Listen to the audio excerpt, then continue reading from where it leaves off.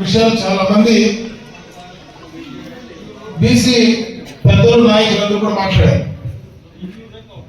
1983లో NT Ramarao గారు party స్థాపించక ముందు బీసీలకంటూ ఒక గుర్తింపు లేదు. ఆయన పార్టీ స్థాపించిన తర్వాతనే బలహీన వర్గాలకు ఒక గుర్తింపు తీసుకొచ్చినటువంటి మహానాయకుడు నందమూరి తారక రామారావు గారు తెలుగుదేశం పార్టీ చెప్పి సందర్భంగా తెలియజేస్తున్నారు. ఆయన ఆలోచనలన్నీ అటు రాజకీయ పరంగా కానీ, సామాజిక పరంగా కానీ, ఆర్థిక పరంగా కానీ బలహీన వర్గాలను ముందుకు తీసుకురావాలనేటువంటి ఆలోచనతోనే ఆ రోజు ఆయన కార్యక్రమాలు తీసుకొచ్చి రావడం జరిగింది.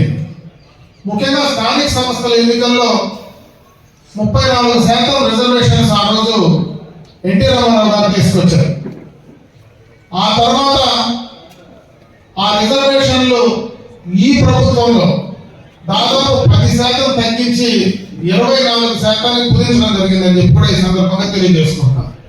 ఆ రోజు నుంచే బలహీన వర్గాలకు సంబంధించినటువంటి వాళ్ళు అటు మండలాధ్యక్షులుగా కానీ, జడ్పీటీసీలుగా కానీ, జిల్లా పరిషత్ చైర్మన్లుగా కానీ, గ్రామ పంచాయతీ సర్పంచులు కానీ, ఎంపీటీసీలుగా ప్రజలతో కనపడేటువంటి పరిస్థితి ఎప్పుడు వచ్చిందంటే ఎన్టీ రామారావు గారి హయాం నుంచే ఈ కార్యక్రమం మొట్టమొదటగా బీజం వేసింది తెలుగుదేశం పార్టీ కిర్చేసిన నందమూరి తారక రామారావు గారు.